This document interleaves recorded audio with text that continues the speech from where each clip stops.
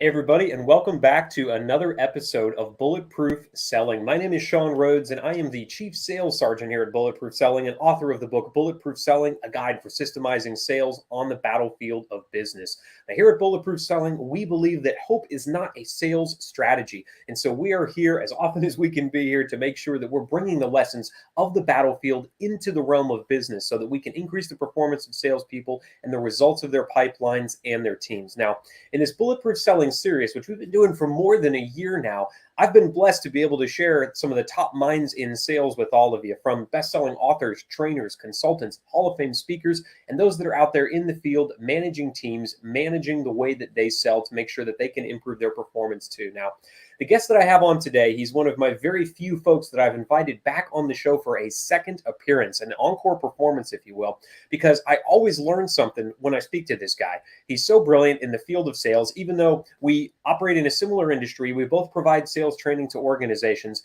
I know you have people in your life that you don't consider competitors, even though they might be, because if you can just sit there and have a conversation with them, you feel like you got enough value to give away some money, all right, to give away some sales. That's exactly how I feel about Jeff Bajorek. Now, Jeff, I actually heard him on a podcast. It must have been 2 or 3 years ago. And I thought to myself, man, the way this guy thinks, he's systemized, he's focused, he's scientific in the way that he approaches sales. And yet he still brings emotion and heart into what he does, right? It's not completely logical. It's not completely robbed and devoid of emotion. He actually brings all of the leadership skills that he's learned across his lifetime into how he helps teams. So it's absolutely my pleasure to welcome back on the show, Jeff.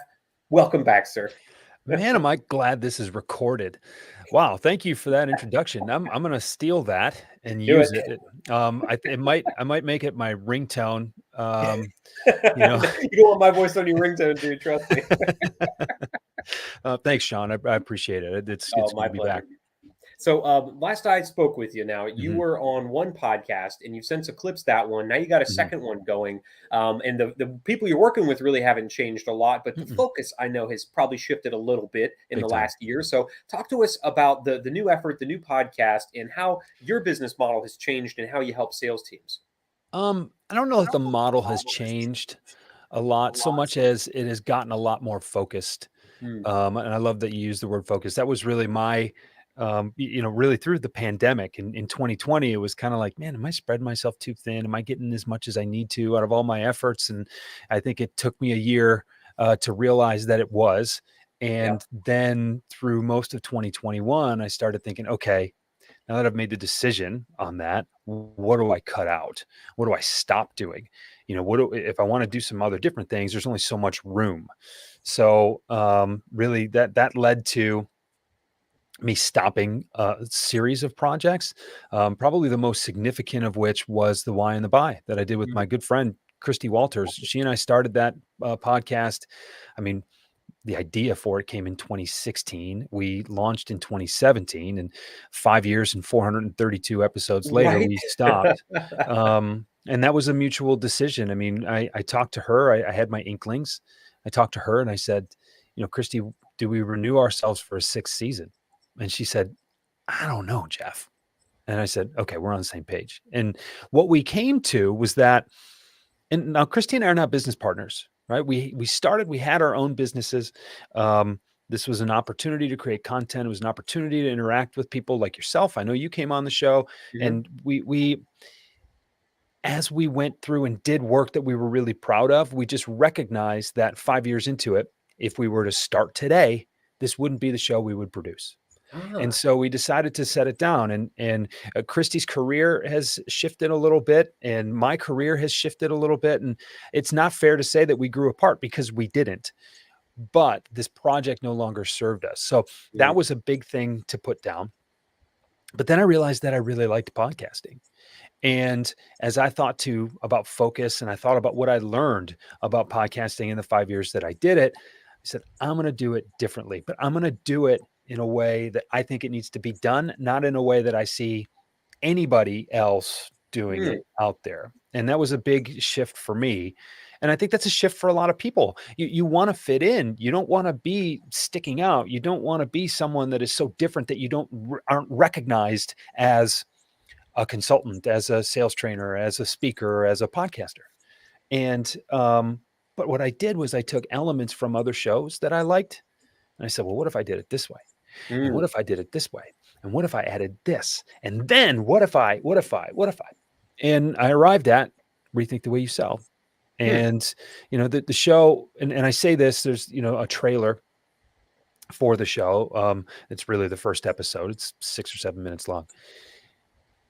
I've done a really good job over the years of putting a lot of my ideas, a lot of content in a lot of places. What I've done a terrible job of is organizing it in such a way that people can meaningfully do something with it.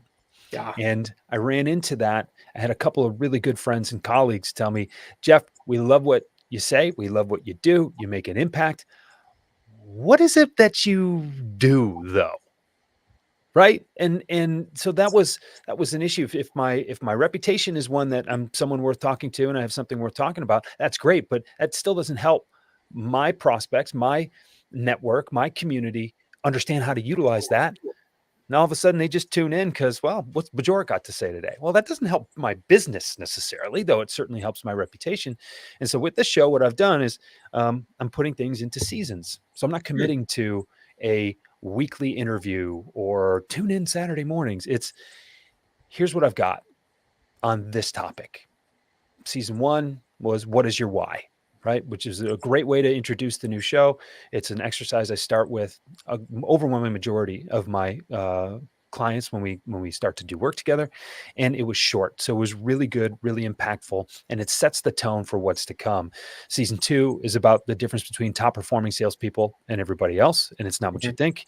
Season 3 is a deep dive on prospecting. Season 4 is a deep dive on sales leadership, and that takes me into 2023. And I don't know what season 5 is going to be yet, but I've got 8 or 9 actually kind of roughly sketched out at this point. So I now have, instead of going from who's going to be on the show this week, etc., what am I going to write about for the newsletter this week? Mhm. It's like, okay, for the next 2 years, here are my focus points. Yeah. And that, as you can, I'm sure, appreciate, Sean, as well as a lot of people watching or listening, they can appreciate that that's a vastly different viewpoint, and it changes the lens on your business for sure. Now, what changed in your business to create focus? And again, it might not have been some massive overhaul shift. I decided I didn't want to work with widget manufacturers anymore. Now I want to go over here into healthcare or whatever it is. But what changed in your clients or what they were telling you that made you want to refocus what you were doing and sharing content? It was those conversations that I mentioned with a couple of friends of mine that just said, Jeff, we don't know where to put you. Mm. We know we like you, but we don't know where to put you. And I'm like, that's kind of a problem. And it was something that I had felt for a Okay. long time. Um, but and as I look to grow and as I look to take the next steps in my career and start working more with leaders and start looking with bigger or working with bigger teams, um, it's like, okay, if I don't know where to put me, how are they? Yeah, And fair. if they don't know intuitively, okay, but I need to tell them. That means that I need to make some decisions. That means that I need to start to um, come to terms with my own ambivalence about some of the things I want to do when I grow up, right? Yeah. And so that's where it's been. And it's, you know, I've read that before. I've heard that before. I've been told that specifically before. But it's like, I got this. It's okay. We'll figure it out. And you look for these little ways to dodge those questions, to prevent yourself from having to answer those questions. Mm. And it's funny, recently I went through it was really a branding exercise. And I'd done this before, but not as specifically. And quite frankly, I dodged the questions before. But a friend of mine, I said, we should do something together. We should work on this together. I know you can help me. I want to pay for your service. Like, what should we do? And she sent me a questionnaire as a Google form with questions on it. It took me 10 to 12 hours Oh my to goodness. fill this out. One, because it was a lot of questions. Two, she made me think. And I Mm. had to think, and I knew I had to get this done. And I had skin in the game because the check already cleared. And it was like, I know I need to do this. Now I'm going to force myself to do it, regardless of how long it takes. Love it. And it was huge, huge. Just for, there's so much value, Sean, in sitting down in front of somebody, being forced as well as encouraged, but being forced to be vulnerable and having to say things out loud, or in this case, type Mhm. things in black and white, that you need to see or you need to hear yourself say. That's where a lot of people fall way short. And that is what I noticed was the biggest difference between my friends and my colleagues and even people I didn't know. It's like, wow, this lady is so certain of what she does Hmm. that she is just out there seemingly with reckless abandon winning deals. I know it's not lucky. I know it's not by chance. I know it's because she knows so much of what she does that she's just out there telling the world about it. And it matters. What's holding me back? Mm. That's a tough question.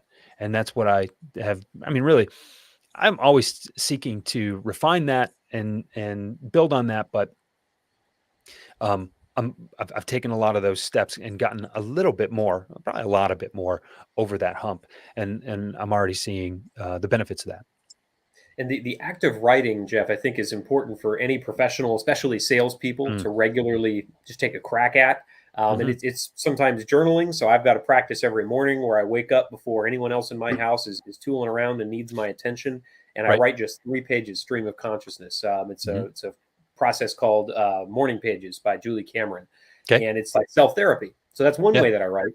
And I had another relationship with a trainer of consultants. You probably got a couple of his books on your shelf, but Mm-hmm. I paid him what I thought at the time was an inordinate amount of money, like 17 grand, to have access to his cell phone for about 9 months.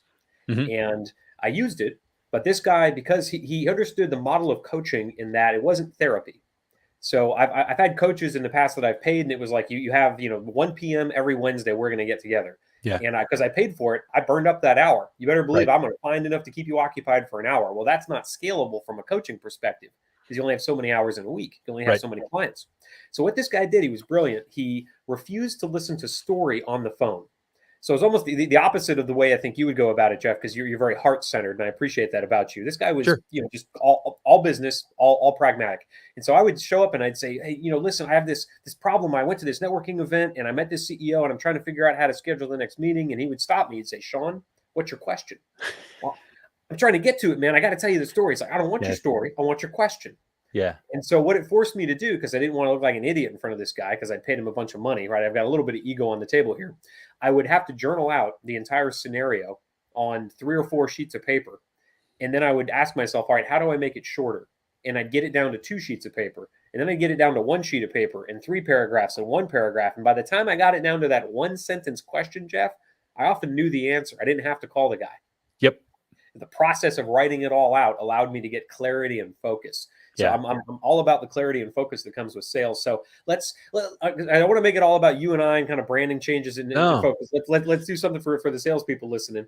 Even though they probably got something out of what we talked about already, even if I it hope was on the so. softer side. I hope so. So in the last year, you've seen a lot of your clients come out of the pandemic. Mm-hmm. They're beginning to travel more. They're beginning to meet people more one-on-one and dealing with the companies out there that still insist on just having everybody work from home, which means the Sure. challenges we had in the pandemic of driving meetings haven't changed for a lot of those folks. But where have you seen salespeople really leaning into hope, probably more than you think they should, in the last year, as we're returning to some state of a new normal? Where is hope really playing in with the clients that you have? More than it should. But I don't think that's abnormal. I Mm. think that coming out of the pandemic is just the latest excuse for why they don't have to do the things they don't want to do. I Oh, that don't. hurts. Oh, it burns. I'm guilty of it sometimes, Yeah, sure. right? But again, this, and that's why I talk so much about the work that I've had to do on myself. I'm not above this. Yeah. This business is still, I mean, relatively new to me. I've been doing it 6.5, 7, close to 7 years now. And I learn and grow constantly. And there are always things that will hold me back from taking that next step. So there's always something to look into, to Hmm. resolve so that I can take it. That's no different for me or for you than it is for someone who just got a brand new role out of college selling and they think they can do it. They don't know why, but there's just some feeling they have. And they're going to run into roadblocks that they Oh, yeah. can't possibly perceive. But just because you ran into a roadblock doesn't mean that you're going the wrong way. There's an opportunity in every obstacle. And when you lean into those obstacles to see the opportunities, that's where growth comes from. Hmm. So the pandemic, big obstacle. what are you gonna do about it? Like, the show must go on.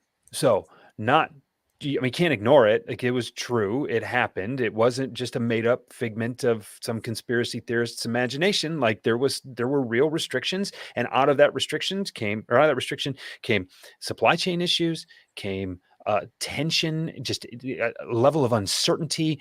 The level of mental health on the planet has gone down significantly over the last couple of years because this is such an enormous shock. Like, that's all stuff that you can't just close your eyes or cover your eyes from and say, "No, la la, it's not happening," right? Holding your ears. This is like, okay, this is real. Now what? Hmm. And so for people to say, well, it's going to come back to normal. No, it's not. How many companies are not sending people back to work because they learned that they don't need to, Mhm. because they learned that productivity, it can happen from anywhere. And it's not so much about direct oversight. It's about, can you get the job done? And how much money is being saved because we don't have skyscrapers that we have to pay for downtown? How much money is saved because we don't have electric bills and other things to pay? I mean, gosh, I live just outside of Detroit, and um, you know, uh, my uncle works for Ford. He's an electrician who works in Ford. And he said, on campus there are a couple of buildings, they'll never reopen. You know how much money they're saving every month? Even paying for their employees' supplies to work at home. You know how much money they're Right. saving on electricity, on air conditioning, on heating, on like all these things. And these are engineers that don't require direct oversight. They're just doing their own thing. Like, that our perspective changed. And when the obstacle is put in front of you and you look into the opportunity, what are you going to learn? Mm. And so there are going to be people who don't go back. I was actually talking to a sales leader friend of mine. He's like, I want my team back. I want them back at least 3 days a week. He's like, I'd like them back 5 days a week. And it's not because I want to see them. It's not because I don't believe they're doing their job. It's that I lead young sellers. And these young sellers need to learn a little bit through osmosis. They Yeah. need to Just hear being what the around other people experts. are doing. Yeah. They need to have that exposure. You're absolutely siloed when you work from home. And so looking at it from that different point of view, I said, that's really interesting. That's also a reason to get people to come to work. Yeah. Because if people feel like I have to come to work, or you want me to come to work so you can be big brother, they're not going to want to come. But if you tell me as my leader, you say, look, I know you're new. I know you want to be good at this. I believe you can be good at this. Here's what it will take. And here's how you can be better, faster. Mm. Sit next to me. Sit next Now, to me so we can do this together. being better faster, I think, is how you and I probably earn our livings. That's what we help salespeople do, Yep. in large part. So the sales system, I think I want to create with you today, Jeff, because our last one that we did almost a year ago was around the use of campaigns. Which, if you don't have a plan for when you're Mm-hmm. prospecting, when you're going after a target, especially a high value target, you're probably not going to be as successful as you want to. I can tell you, millions of dollars and thousands of hours went into all the high value target missions that I was able to be part of, Mm-hmm. and success was often the result because of the planning. But what you're talking about is really maximizing the time that you have in front of resources that might not be available all the time anymore. So Mm-hmm. whether I'm a new salesperson and I have a couple of days in the office and I get to learn through osmosis, or I have a sales leader that's listening to a podcast like yours or mine because they want to get better, they want to get their team better, and they're trying to figure out, for the little bit of time that I have my people together, whether virtually or in person, how do I maximize that so that they leave not just hearing some great ideas, but actually being able to execute them and do them better, to sell better. So Mm-hmm. let's build a sales system around, I think we want to call it, maximizing the time that you have with your team. Because we've talked a lot about outward facing prospecting on this show, but rarely do we get a chance to really turn inward and say, what do I need to do with my team to get better? And I know Right. that's in large part the work that you do. So if Yeah. I'm setting up a system around this, you probably remember from even a year ago that we have to have a trigger for these types of systems.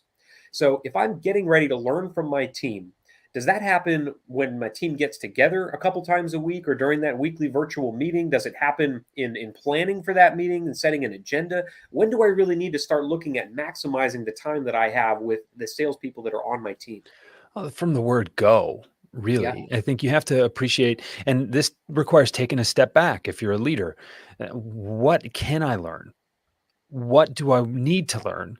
What's going to help move the boat faster, right? I just had a friend, a colleague of mine, he said, is this going to help the boat go faster? I'm like, I like where you're going with that metaphor. And it's not just listening to calls, because there is call recording and analytics software out there that if your sellers are selling over Zoom or over the phone, the analytics are there, the recordings are there, you can coach, you can go back and listen to those calls. It's not just that. It's understanding what's going on in your team's personal lives, because Mm, you overhear small talk. Because in those moments, and I think about, being in the car with my leaders, in between calls. You're going to just talk sales the whole time? No. What are you up to this weekend? What's going on? What do you like to do? Right? Like, I don't mean to pry, but I'd like to get to know you. Those kinds of things are much more easily facilitated in an in-person environment. And mhm. despite the fact that, and some of this is and for very good reason, right? Like, a lot of that stuff you can't ask during an interview process, Right. because it can't be criteria to include or disclude somebody, but or exclude somebody rather. But you that's stuff that you want to know. Like, once the person's there, you want to have a personal relationship to an extent with these people, because you want to know who you're working with. You want to know what their purpose and what their why is. You want to know what they're trying to get out of this, so you can maximize their experience and also maximize their growth toward this experience. So, Mhm. to answer your question more directly, I think, when do you start preparing? When do you start looking to maximize that exposure? I think from the minute they're hired, and Mm, looking at every minute that you're with them as an opportunity. You're increasing your knowledge of them. You're building rapport. You are increasing or building your own reputation with them. And all of those things help to get that flywheel spinning, so that the more time you spend together, the more benefit you'll get out of it. The best leaders I ever spent the most time with, I should say, the best leaders that I ever worked for, happened to be the ones I ended up spending the most time with. And the more time we spent together, the results that we were able to create were exponential, because you start knowing what the other one's going to say before they have to say it. You start setting them up to say those things. You start finishing sentences for them sometimes when there's a little bit of comedic value or punchline value or mhm. emotional impact that can be made then. That's also when you have the most fun. So when you're more effective and you're having the most fun doing it, you're more likely to do it more. That's what exponential growth looks like, Sean. Mhm. And so I'd ask leaders, what are you trying to get out of this? Are Yeah. you trying to just increase skill set linearly, check off these, competencies so that they can move to the next pay grade or job title? Or are you looking to make a massive impact while also increasing the level of fulfillment that you have from leading the team, as well as they have for selling on your team? What are we trying to do? Yeah, Let's and get to that up have right that away. defined ahead of time is really gonna help, because otherwise you're just walking in to have a conversation. And the conversation will go where it will go, but at the end of it, because again, this there's a sales system involved here. Because I think most salespeople, assuming you've been in the industry long enough, you can sit down and have a conversation with just about anybody about Sure. anything. Because that's the beauty of knowing how to have a great conversation. Right. So if I've got my trigger down, which is the moment this person is hired, I've got to start having a plan for how we're going to improve. Now I want to make this thing repeatable. Now we may be tackling hard skills in selling. We may be tackling soft skills in the little bit of time that we have one on one or as a team when we get together, either for that in person meeting, or I know some sales teams still just see each other virtually now once a Sure. week. That's as Mhm. much interaction as they have. So, from a sales leader perspective, what are the steps that I want to execute while I have my team together to make sure that I'm maximizing their time, that they're getting something out of this, that I'm bringing to the table some challenges that I happen to be seeing in their performance as a whole or individually, and to make sure that when they leave, they actually do things differently. Even if Mhm. it's a soft skill, like just letting your prospect talk more rather than always trying to sell on features and value and just vomiting words at the person you're with. Yeah. So what are the things I need to do repeatably in order to make sure I'm maximizing the use of that time? Make it about them, Okay. not about you. Make it fun. And here's your litmus test. Would my sales team pay to attend this meeting? Ooh, that's a good question. Because they are. They're paying with their time. They're not Yeah. out there making calls. They're expending their own emotional and physical resources by sitting in that room or sitting on that Zoom call, whatever it is, and wondering what else they could be doing or would rather be doing. Yeah. So make it something that is going to be valuable for them. Make it engaging and fun, because if you're not having fun, you're doing it wrong. And make it something that they are, so enthused to do, that they're going to show up with the right energy to not Yeah. only take as much from it as possible, but also contribute as much as they possibly can, because everybody contributes to the energy in that room, virtually or otherwise. Sometimes negatively, sometimes positively. Oh, Yeah. and way too often negatively. Yeah, for Yeah. sure. And so, how do I make sure then that what comes out of this meeting, people actually take action on? Because in all of my clients, I think I haven't found one yet, or I'd be unemployed. But all of them, whether it's one on one with their sales leader, they're going over a great thing that just happened. I can't believe you sold that. That looked like magic when you did it. Good for you. Or we're in a team meeting, we're going over results. A couple people killed it this quarter. Congratulations. You guys are in President's Club. The rest of you, try better next quarter. Whatever is happening, very few times is anybody capturing anything that changes behavior. So what Right. have you seen a great tactic that I could use as a sales leader for the little bit of time I might have my team together to ensure that change actually occurs from what we talk about or what we hear in that meeting? Well, if it can be in a memo, then send the email and don't have the meeting. Yeah. But there are a lot of ways you can keep the engagement level high. First and foremost, know what your sellers need. What do they need from this meeting? Again, would they pay to show up to get what they're going to get in the meeting? If they're not going to pay for it, it's not good enough. Send the email. You want to publicly recognize people? Do that, right? Send that in the memo so they see it in writing, so that they can print it out and put it on their bulletin board because they're proud of it. Yep. But also recognize them publicly when they are, doing great things. What you can also do as an adjunct to that is find something great that every member of your team is doing and highlight them for that. So maybe they didn't perform as well. Maybe they weren't the top performer, but they're a rising star, or they're a linchpin player, or they are the glue that holds the whole team together. And that is something that no one else can do like he does. So thank you for that, right? Give everybody a reason to feel good coming out of this meeting. You can't allow any energy vampires in there. And you've got to stimulate each player on your team, which gets I love back it. to knowing what they need, which is, I mean, really, and it's funny, right before this call, I was having a conversation with a VP at a client of mine. And he's like, Jeff, I've got this particular player on my team. I can't figure out how to motivate him. He's doing okay. He could be doing so much better, but he seems content with that. And I said, make a sale. He's like, what do you mean? I said, he needs to understand what's in it for him if he does what you want him to do. You Mm-hmm. can't just threaten him, because that doesn't work. But he does not understand, and he has not been sold on why just that little extra that to you and me doesn't seem like much, but to him, Yeah. make the sale.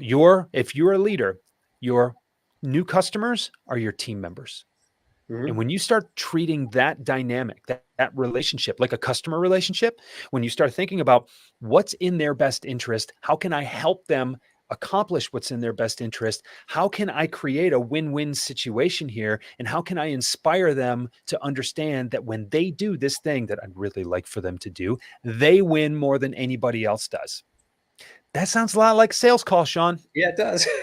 It's a And I know real that every single sales leader listening to this right now is furiously taking notes, and every salesperson is trying to figure out how to forward this conversation to their sales leader, because I know that we all need more of that. So if I've got the trigger to this and I've got steps to actually execute to make it repeatable, now how do I improve this process over time? Because I don't want to be doing the same thing I was doing 20 years ago as a sales leader.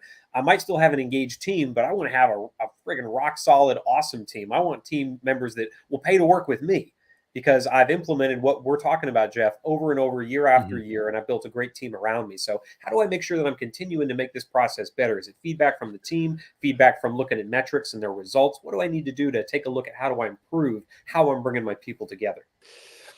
I want you, if you're listening right now, to forget or eliminate the concept in your mind that you can overly systematize your approach. Now, Sean, you're a systems guy, and I appreciate that. And I think there's a place for systems, clearly. But you can't treat everybody the same way. Right?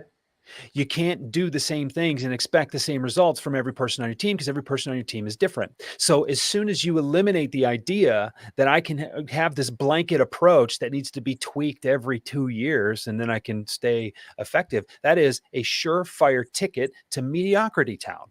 Mhm. I've never said the word mediocrity town before. But I don't know. it got It's coined it's today. screaming through me. But Yep. like if you want to be mediocre, then take a mediocre approach like that.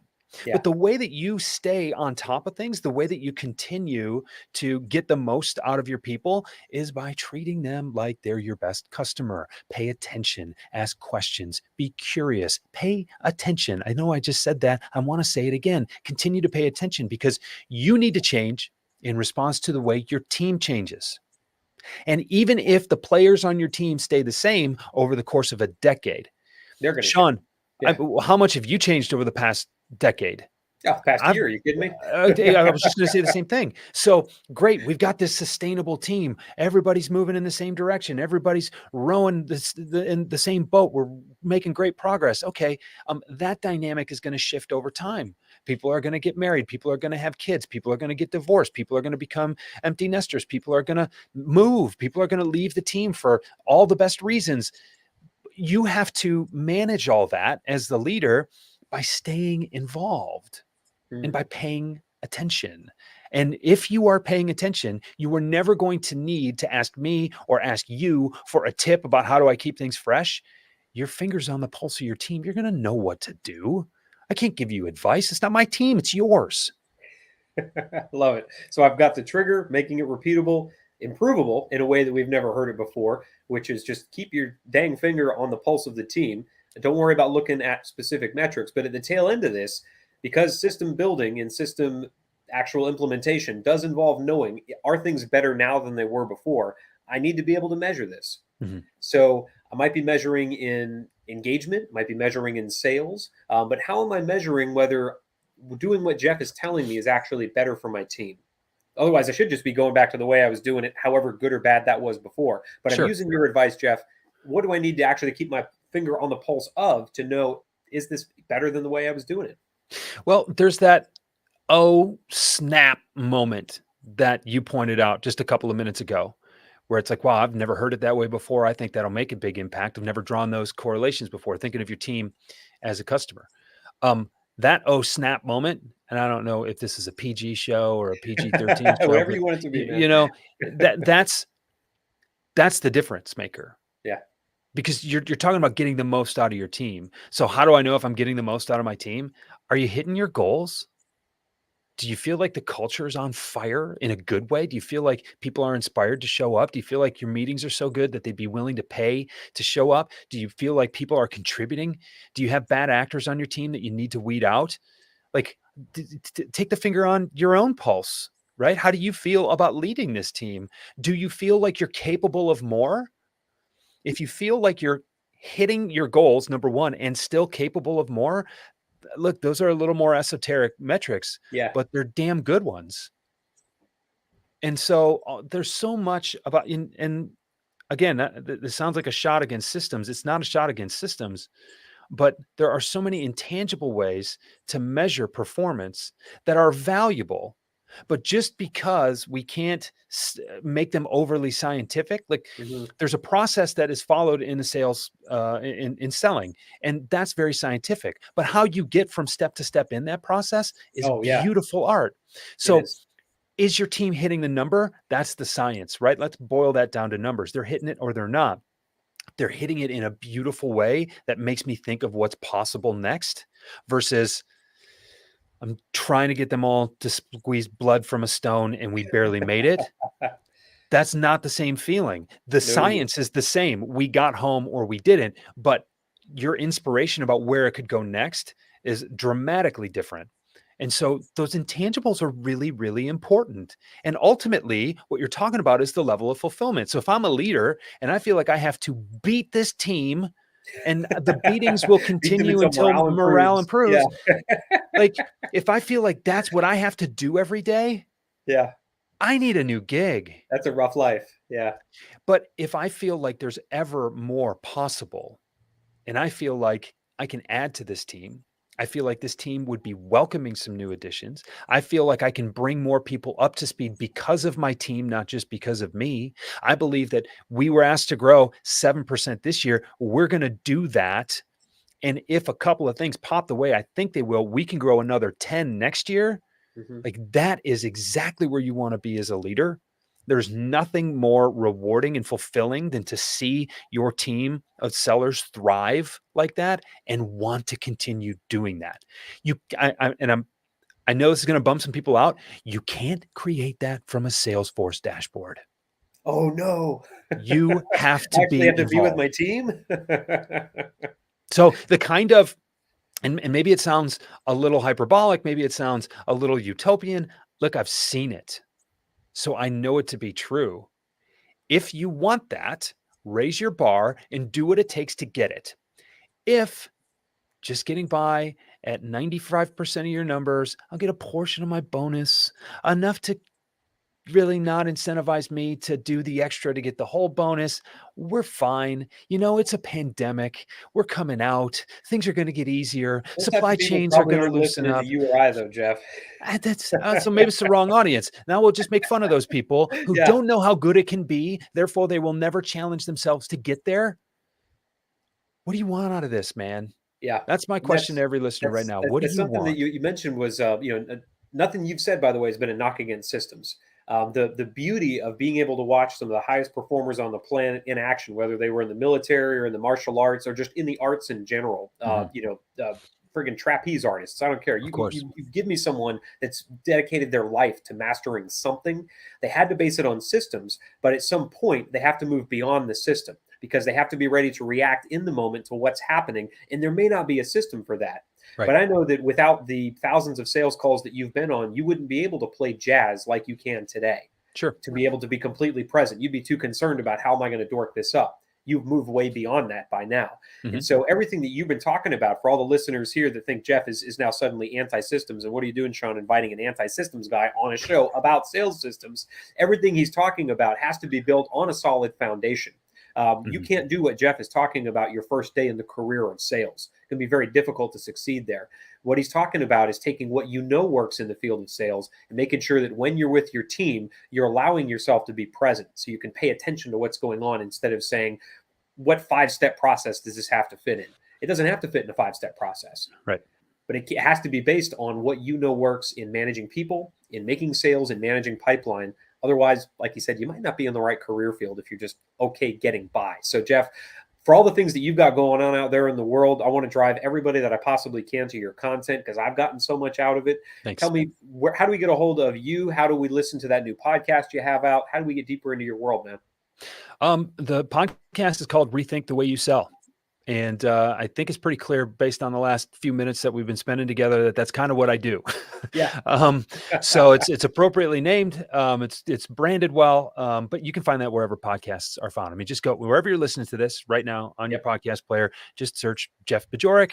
I've been on a bunch of other podcasts, so it should pop up. Mine should pop up first, but Rethink the Way You Sell. And if you want to learn more, jeffbajorek.com is my website, and my email that I answer. I've got an assistant that helps me, but like not with my email. You send a message to jb@jeffbajorek.com. I'm the one who gets it. So if you've got a question, if you are thinking about challenging something that I've said today, I relish those conversations. I always learn in those conversations as well. So I'm happy to take that discussion up with you, and let's connect. Awesome, man. Well, I encourage everybody go check out more of what Jeff's got going on. I've learned a lot from him these last couple of years, and every podcast that he's been a guest on, you learn just as much. So make sure that you're just downloading everything that Jeff has out there. And for us here at Bulletproof Selling, make sure you're following us on LinkedIn, YouTube, where all of these live stream conversations are archived, and of course the podcast, whether you got us from iTunes, Stitcher, Spotify, or anywhere the podcast can be found. For more sales systems, of course, to help you replace hope with certainty, to help you master the basics so that you can take it a level further, as Jeff has mentioned. Make sure you're checking out the resources that are being posted just about each and every single day over at bulletproof-selling.com. Well, Sean Rhodes here. It's been a pleasure having you back on the show, Jeff. Let's get out there and make selling bulletproof. Love it. Thanks, Sean.